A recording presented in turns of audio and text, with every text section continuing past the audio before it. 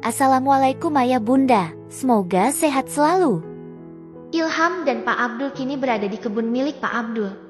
Pak Abdul memperhatikan para pekerjanya yang dengan fokus mengerjakan tugas mereka masing-masing. Bagaimana panen bulan ini? Tanya Pak Abdul kepada salah satu pekerjanya. Alhamdulillah banyak yang bagus Pak. Kemungkinan bulan ini bisa dikatakan hasil panen yang baik. Jawab pekerja tersebut. Pak Abdul tersenyum puas kala mendengar jawaban pekerjanya. Dia melanjutkan kelilingnya dengan berjalan kaki bersama dengan Ilham. Ilham yang merasa sedikit jijik dengan suasana kebun pun hanya terpaksa mengikuti langkah sang mertua. Sombong banget sih. Berjalan di kebun seperti ini saja seperti berjalan di got air saja. Bisik salah satu pekerja Pak Abdul yang melihat gelagat Ilham. Iya, hanya menjadi menantu saja belagu banget. Kuharap kebun ini tidak diserahkan kepadanya oleh Pak Abdul nanti. Bisa-bisa kita akan bekerja Rodi nantinya. Ucap salah satu pekerja yang ikut menimpali ucapan sang temannya nanti. Ilham yang mendengar bisikan keduanya pun hanya melirik dengan tajam. Dia begitu jelas mendengar ucapan mereka berdua. Kurang ajar beraninya bicara seperti itu kepadaku. Batin Ilham dalam hati. Ilham pura-pura tidak menghiraukan ucapan keduanya. Dia langsung berjalan dengan cepat mengikuti langkah Pak Abdul. Pak Abdul yang terbilang ramah kepada semua orang dan mendapatkan menantu yang seperti Ilham itu membuat semuanya berbicara yang tidak-tidak tentang Ilham. Ilham yang mengetahui hal itu pun hanya menahan kesal di dalam hatinya. Dia mengepalkan tangannya dengan kuat dan berusaha tidak mendengar ucapan mereka. Tetapi Ilham gagal. Dia yang merasa kesal pun akhirnya mendekati salah satu pekerja Pak Abdul dengan perasaan yang dipenuhi oleh amarah. Maksudmu apa? Kenapa kau bicara yang tidak-tidak kepadaku ha? Jika tidak suka denganku ucapkan di depanku langsung, jangan kau pendam dan mengajak yang lain tidak menyukaiku seperti itu. Ucap Ilham sembari memegang kerah baju pekerja tersebut. Hal tersebut mampu membuat semua perhatian orang ke arah mereka berdua. Jika kau mendengar apa yang aku ucapkan, berarti aku sudah bicara di hadapan kamu kan? Jawab pekerja tersebut yang juga geram dengan sikap Ilham. Pekerja tersebut menghempaskan tangan Ilham begitu saja. Ilham mengepalkan tangannya dengan kuat. Asal kau tahu Ilham, kau itu tidak pantas menjadi menantu Pak Abdul. Kau lihat Pak Abdul seperti apa, sedangkan kau itu seperti apa. Kalian itu sangat jauh berbeda dan apa yang orang-orang ucapkan itu benar adanya. Lanjut pekerja itu lagi. Ada apa ini? Ilham dan Johnny, ucap Pak Abdul yang baru saja datang dan melerai keduanya. Dia duluan ya. Dia berbicara yang tidak-tidak kepadaku. Jawab Ilham yang seolah-olah mengadu kepada sang mertua. Hei Ilham, bukan aku yang duluan. Tapi kau yang mulai ya. Ucap pekerja yang bernama Johnny itu seperti memiliki dendam tersendiri kepada Ilham. Kok aku sih? Kan kau dahulu yang membuat masalah. Jika saja kau tidak berbicara seperti itu, maka aku juga tidak akan marah kepada kamu terlebih dahulu. Jawab Ilham yang merasa tidak terima. Alah, manusia sombong sepertimu itu tidak pantas berada di sini. Kau itu hanya anak laki-laki yang bisanya bersembunyi di ketiak ibumu. Ucap Johnny yang membuat semuanya tertawa. Ilham semakin dibuat kesal oleh Johnny. Dia semakin mengepalkan tangannya dengan kuat sehingga otot-otot tangannya terlihat. Memang aku tidak pantas berada di sini. Di sini itu adalah tempat manusia-manusia menjijikan seperti kalian ini. Manusia miskin yang kerjanya hanya menjadi buruh saja. Lagian aku juga tidak memiliki minat untuk berada di tempat yang sama seperti kalian di sini. Aku itu akan menjadi bos di pabrik milik istriku. Jadi kalian yang miskin ini tidak akan sebanding denganku. Ilham berkata seperti tidak ada beban. Dan hal tersebut membuat Pak Abdul terkejut saat mendengarnya. Aku tidak butuh kebun ini lagi. Memang awalnya aku menyuruh Randa untuk memintakanku beberapa lahan kepada ayahnya. Tapi berhubung rezekiku lebih baik daripada kalian, maka ayah Randa tidak memberiku lahan kebun melainkan pabrik yang berada di kota. Kalian yang warga desa harus segan denganku yang sebentar lagi akan menjadi warga kota. Ucapnya lagi yang masih tanpa sadar. Ilham tidak ingat jika ada sang mertua di sana. Dia seakan-akan menjadi Ilham yang asli. Sifatnya yang tamak dan sombong pun kini diketahui oleh sang mertua. Pak Abdul membiarkan Ilham untuk berbicara sesukanya. Dia ingin tahu lebih dalam sifat asli dari Ilham. Halah pemberian mertua saja bangga. Lagian mertuanya memberikan itu semua kepada putrinya, bukan kepada menantunya. Jawab Joni dengan nada menghina. Asal kau tahu, walaupun ayah memberikannya kepada istriku, tapi aku juga akan ikut menikmatinya. Jadi jangan sepelekan aku. Aku lebih kaya daripada kalian. Jawab Ilham masih tidak terima. Lagian jika ingin aku meminta Randa untuk mengubah atas namaku, mungkin Randa saat ini juga akan melakukannya. Gumam Ilham dengan lirih tetapi masih dapat didengar siapa saja. Wah, gimana ini Pak Abdul? Menantumu memiliki niatan untuk merubah hak waris Randa. Ucap salah satu pekerja yang seumuran dengan Pak Abdul. Ilham yang mendengar ucapan tersebut pun hanya mampu melototkan matanya terkejut. Dia seakan-akan melupakan fakta bahwa sang mertua sedang berada di dekatnya. Ilham memejamkan matanya merutuki kesalahan dirinya yang segampang itu berbicara. Pak Abdul yang sudah tidak mampu menahan amarahnya pun dengan perasaan yang kesal berjalan mendekati Ilham.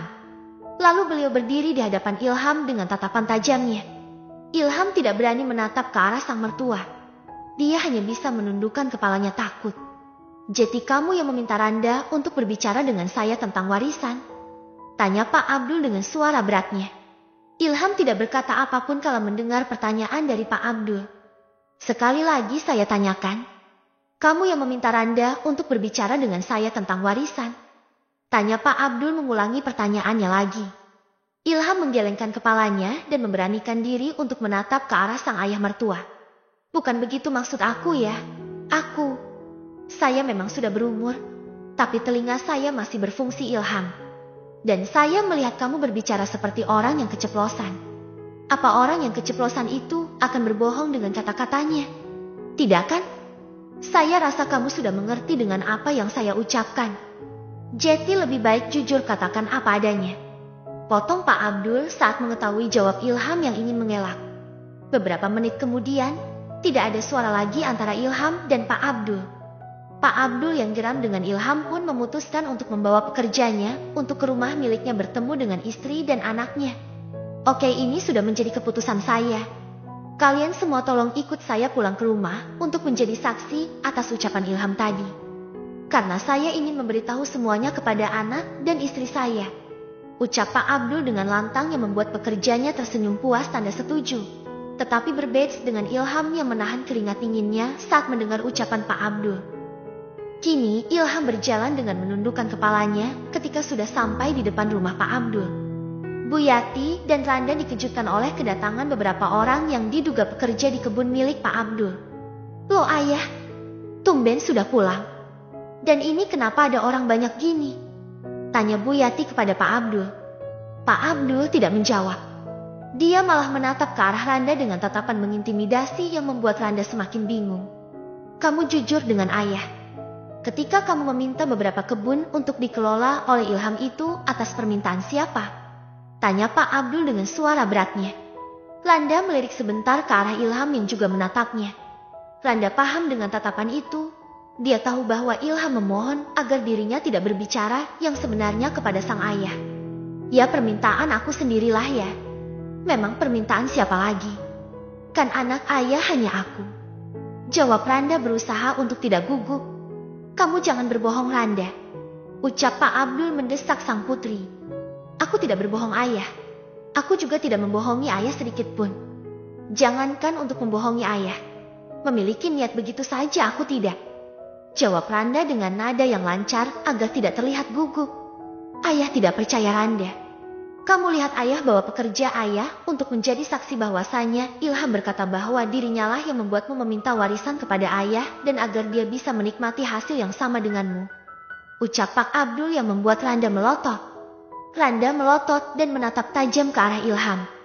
Ilham yang memberanikan diri untuk menatap ke arah Randa pun dibuat kikuk. Dasar laki-laki bodoh. Bisa-bisanya dia jujur dengan ayah tentang perlakuannya. Batin Randa dalam hati. Mas Ilham memang memintaku untuk berbicara dengan ayah, agar ayah memberikan beberapa lahan kebun untuk dia kelola. Hanya itu ayah. Tapi ayah malah memberikanku pabrik dan menyuruh Mas Ilham mengelolanya. Lalu di mana letak aku atau Mas Ilham memaksa meminta warisan kepada ayah? Ucap Randa yang berani dengan sang ayah. Pak Abdul terdiam kala mendengar ucapan sang anak. Aku sudah jujur dengan ayah. Aku tidak meminta sepeser pun warisan kepada ayah. Apakah ada kata-kataku untuk memintanya? Aku memang berbicara dengan ayah terkait kebun yang akan dikelola oleh Mas Ilham. Hanya mengelola ayah. Dan mengelola belum tentu meminta sebagai warisan, bukan? Ucap Randa lagi yang semakin membuat Pak Abdul dan siapapun yang mendengarnya terdiam. Ayah boleh tidak percaya denganku. Tapi aku berani disumpah apapun oleh ayah jika ucapanku saat ini memang benar adanya. Ucapan Randa kali ini membuat Pak Abdul bimbang. Dia ingin tidak mempercayai putrinya karena dia tahu sang putri pasti akan membela suaminya. Tetapi Randa berani untuk bersumpah akan hal itu dan beliau sebagai orang tua tidak akan bisa melakukan hal sekonyol itu kepada sang putri. Randa masuk kembali lagi ke dalam rumah dan kembali lagi dengan membawa beberapa dokumen yang diberikan oleh sang ayah tadi pagi. Ini aku kembalikan kepada ayah. Tapi aku mohon, izinkan aku dan Mas Ilham untuk tetap mengelola pabrik tersebut agar kita memiliki penghasilan yang lebih layak. Ucap Randa sembari memberikan dokumen tersebut kepada sang ayah. Pak Abdul tidak bergeming. Dia hanya menatap dokumen itu tanpa berniat menerimanya. Bawa saja. Anggap saja itu pemberian ayah yang terakhir. Jadi setelah ini ayah minta kamu jangan meminta-minta kepada ayah lagi. Ayah sudah pasrahkan semuanya kepadamu. Jawab Pak Abdul sembari berjalan meninggalkan mereka yang sedang berada di halaman rumah. Dan satu lagi. Itu belum 100% namamu. Ucap Pak Abdul di ambang pintu sebelum dia benar-benar masuk ke dalam rumah. Ada satu hal yang belum bisa ayah dan ibu ceritakan kepadamu. Dan maaf jika ibu tidak bisa membelamu karena jujur saja ibu kecewa kamu segampang itu mengikuti semua ucapan orang lain yang baru saja memasuki kehidupanmu. Kamu baru saja menikah. Jika dia memang ingin membahagiakan kamu dan memberimu nafkah yang layak, seharusnya dia bisa melamar pekerjaan yang lain terlebih dahulu. Bukan malah lancang meminta-minta kepada mertuanya. Ucap Bu Yati dengan menyindir Ilham. Dan untuk kalian semua, tolong kalian pergi dari rumah saya. Terima kasih atas kerjasamanya. Lanjut Bu Yati yang diangguki oleh semua pekerja Pak Abdul. Bu Yati menatap Randa dengan kecewa. Dia tidak menyangka bahwa Randa sudah sepenurut itu kepada Ilham. Lalu Bu Yati menatap tajam ke arah Ilham. Randa dan Ilham yang ditatap oleh Bu Yati pun hanya menundukkan kepalanya enggan menatap kembali sang ibu. Bu Yati meninggalkan mereka yang masih diam tak berkutik. Sepeninggalan Bu Yati, Randa menatap tajam ke arah Ilham. Dia sebenarnya ingin sekali murka dengan Ilham. Apa benar niatmu hanya ingin mengambil hartaku saja? Tanya Randa dengan nada yang sinis. Ilham pun menggelengkan kepalanya. Aku benar-benar mencintaimu Randa. Niatku hanya ingin menjamin kehidupan kamu. Aku sama sekali tidak ingin meminta warisan kepadamu. Jawab Ilham meyakinkan Randa. Kita ke ban sekarang. Ucap Randa dengan singkat. Buat apa? Tanya Ilham yang bingung dengan permintaan Randa. Aku ingin menyimpan ini di ban.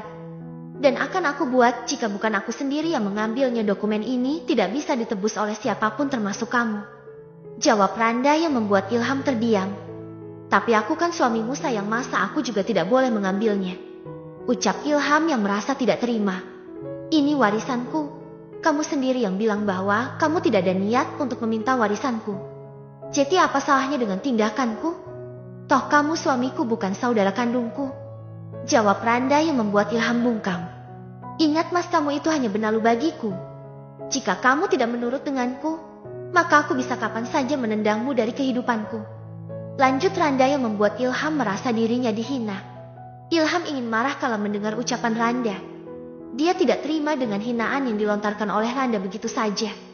Terserah kamu jika ingin menendangku dari kehidupanmu. Toh aku dan ibuku juga masih memiliki rumah peninggalan ayahku. Kalau kau ingin menceraikan aku saat ini juga aku tidak masalah. Aku akan buktikan kepadamu jika aku masih mampu untuk hidup walau tanpa rasa kasihan darimu. Jawab Ilham dengan nada yang tidak terima. Randa tersenyum menanggapi ucapan Ilham. Dia tidak peduli jika harus bertengkar di depan rumah orang tuanya. Kamu lupa jika sertifikat rumah itu kini sudah menjadi milikku. Jika kamu dan keluarga masih ingin hidup nikmat tidak seperti gelandangan, maka ikuti semua ucapanku. Karena aku adalah yang paling hak di antara keluargamu. Ucap Randa yang membuat Ilham terpaku. Dia lupa bahwa sekarang rumah itu sudah milik Randa sepenuhnya. Jika dia tidak mati-matian menahan Randa, apa yang akan dikatakan keluarganya nanti jika tahu rumah itu kini beralih tangan kepada Randa? Sekali lagi aku katakan, Kamu harus mau nurut denganku, atau akan kujadikan ibumu sebagai babuku. Bisik Randa di telinga Ilham. Ilham yang mendengar ucapan Randa pun hanya mengepalkan tangannya dengan erat. Aku akan mengikuti kemauanmu semuanya asal jangan bawa-bawa ibuku, jawab Ilham tak kalah lirih. Randa tersenyum dan menganggukkan kepalanya, lalu pergi berjalan menuju motor milik Ilham. Bersambung.